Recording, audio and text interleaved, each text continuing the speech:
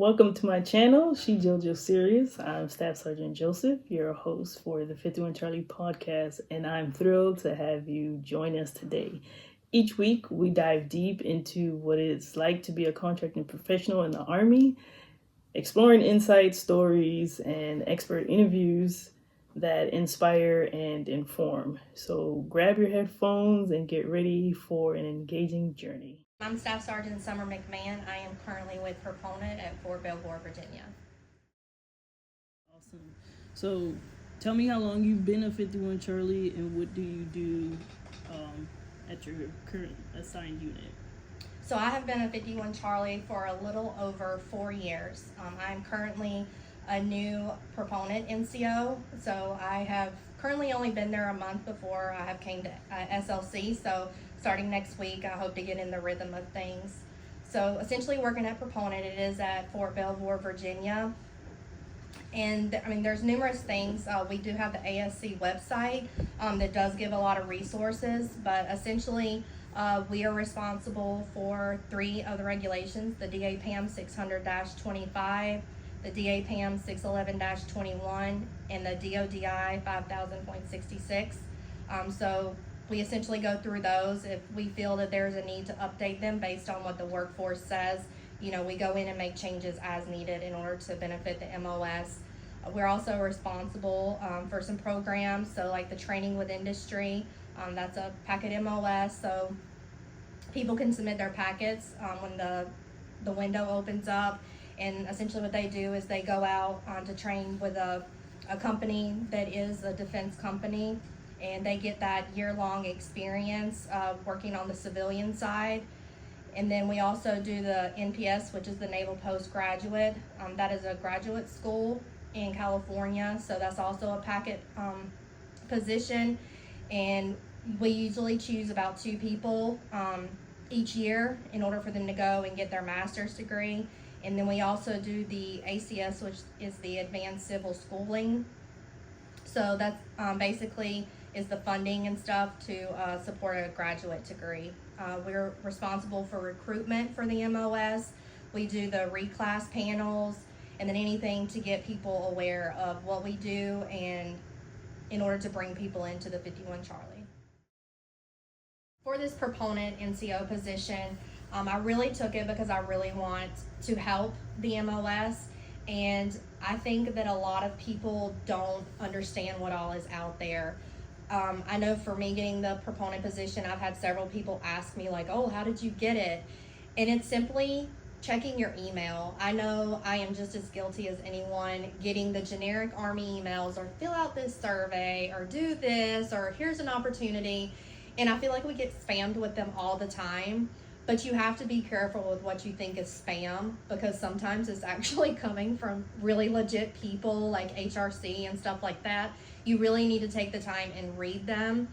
The email came across and I never thought that my time of PCSing and stuff would line up with a position like this. And when I saw it, I honestly didn't think I would get it, because I just thought there's so much, many more people that's better than me kind of thing. But I gave it all I had, and I truly, truly wanted the position just to be able to help people. And, I went through the process and I got it. So if you want to do something in this career field, put in your packets, read your emails when they come from Proponent or whomever, ACC, HRC, whomever it may be. Make sure you read so you don't pass up an opportunity. And even if you think you don't qualify or you won't get something, apply for it anyways. There's so many resources and stuff out there to help you. And I will definitely say, if you have questions about anything, like reach out to Proponent. Like myself, and I know Sergeant First Class Young, we do not mind any questions. You can message me on Teams, you can call, you can send me an email, whatever it may be. But don't let an opportunity that you truly want pass you up. Just number 1, from not reading the email, and number 2, thinking that it's not possible, because anything is possible. With the broadening assignments and any opportunity that is pushed out that is an MOS or a packet, if there is one small thing that you may not meet in the prerequisites, call Proponent, call someone and ask. it may not be the most weighted factor that's out there. I mean, the technical answer, yes, you definitely need to meet the prerequisites. But if there's something that doesn't weigh as heavy as the other things that could possibly potentially get a waiver or something could be worked out, don't ever disqualify yourself without asking. So before you put in that packet, and there's one thing like, I don't know, you have to have like 2 years on station and you have like a year and 10 months or whatever the case may be. Even if it's minute or you may think completely disqualifies you, if there's any question and it's something that you truly want, just reach out to proponent or whoever sent the email and just get clarifying information. Just don't immediately disqualify yourself without asking. And if anybody has any ideas on how to make the MOS better or anything, like, please feel free to reach out to me and we can talk about it, and I'll see what I can do and try to make things happen. Awesome. Thank you for sharing that. Tell me a little bit about how your career has led you to where you're at right now. How do you use your experience to prepare you for life after service? What I really think got me to where I am now, and I'll just say, for me wanting to do proponent, coming into 51 Charlie, especially coming from other MOSs, we start at the beginning. We have to learn a whole new skill set, and it can be very overwhelming, however rewarding at the same time. I knew coming in this MOS, like, you only get the information that the leaders around you provide you and people with their experiences. And I know that there's a lot more information out there that I'm personally not aware of, and I know that the career field is not. And I wanted to get a look on the higher side, like looking down, like with all the policies and stuff and all the programs that are offered to 51 Charlies, and just essentially try to make things better and give people opportunities and educate new recruits and the people that are currently in the 51 Charlie MOS, so they can know like what their options are and ways to advance and a way to better themselves in their personal life and in their career. Life outside the military, I know for me, I do love doing contracting, writing contracts and doing the whole acquisition process. I do also like more of the administrative side. Kind of what I hope and I plan to do for proponent is just getting the bigger picture and like understanding why we do things that we do in the Army. Because at the end of the day, we are 51 Charlies and we're writing contracts, but there's a whole operational side, and just being able to understand the bigger picture. And then after I finish my time at this position, I hope to be able to take whatever knowledge that I have gained and the information that I have to be able to share it with the workforce.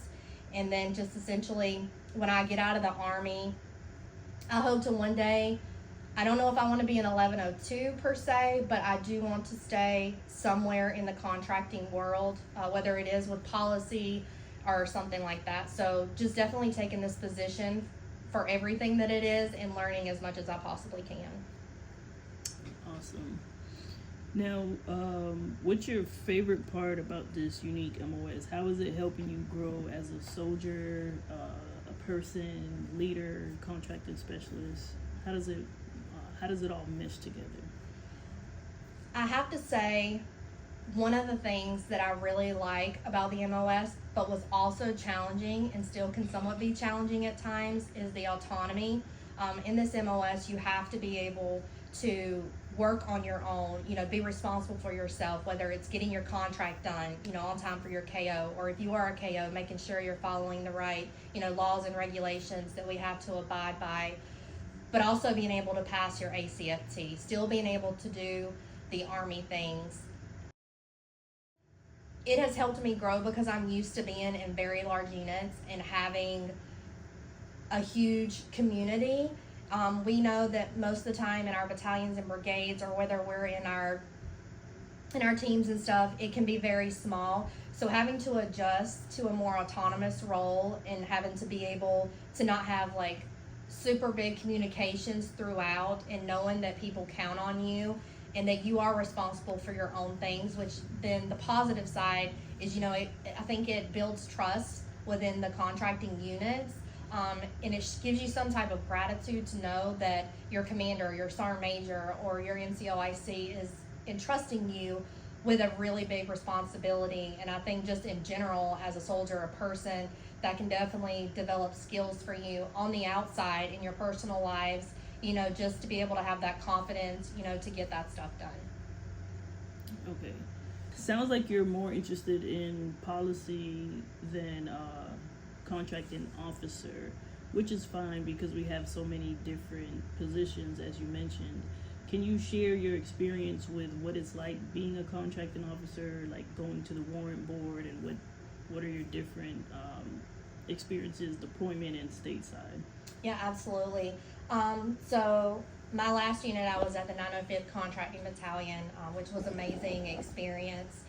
Majority our customers are in the SOF community, so having them as customers versus my first duty station, which was in Korea, I've kind of had like a little bit of both. I haven't had like necessarily garrison per se experience with contracting, but each unit that I've been to has had a different type of customer, and they're all unique in their own ways. Being a contract specialist, I was a contract specialist for 2 years at USASOC, and that was kind of more so along the lines of like the garrison type stuff for the SOF community, which was a great experience, and I really, really learned a lot.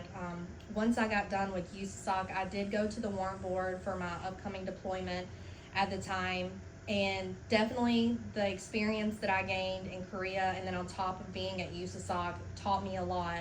Studying for the warrant board, it was stressful, just like any board that you study for. It can be super stressful, but I know that the different soldiers in the 905th and the leadership had great ways to teach us.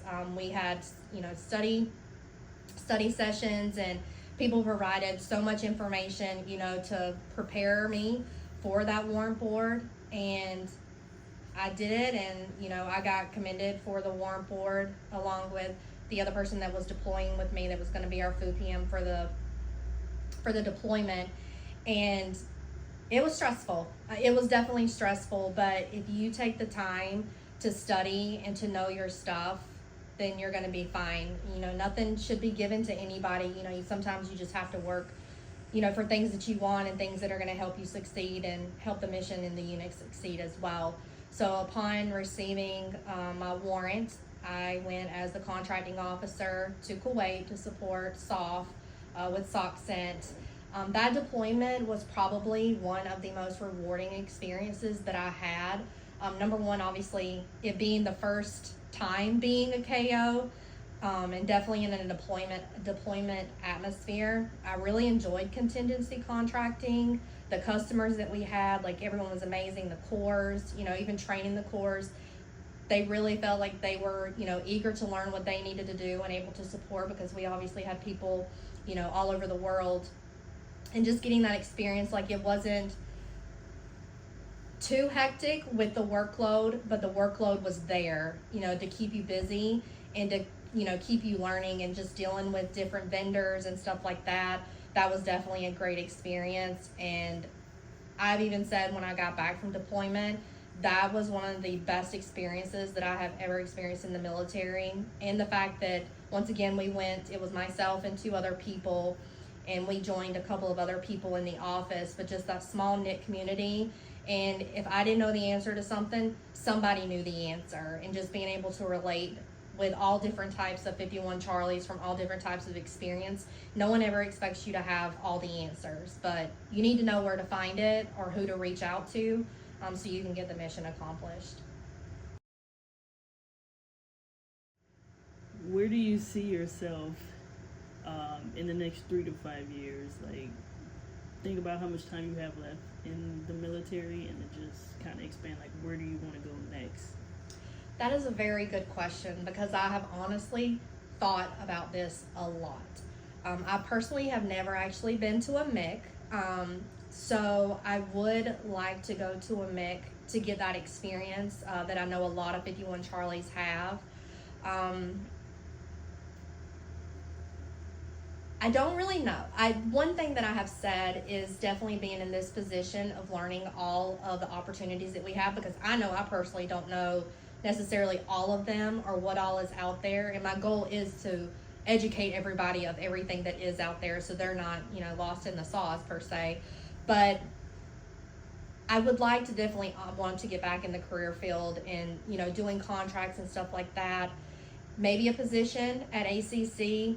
I did about 5 months before I PCS a proponent in ops, battalion ops. I would like to get a little bit more experience, especially from being in SLC and learning about all the operational stuff and the battle staff type things. I would like to get more educated on that. So I don't know. I really don't know, but we will definitely see where it takes me.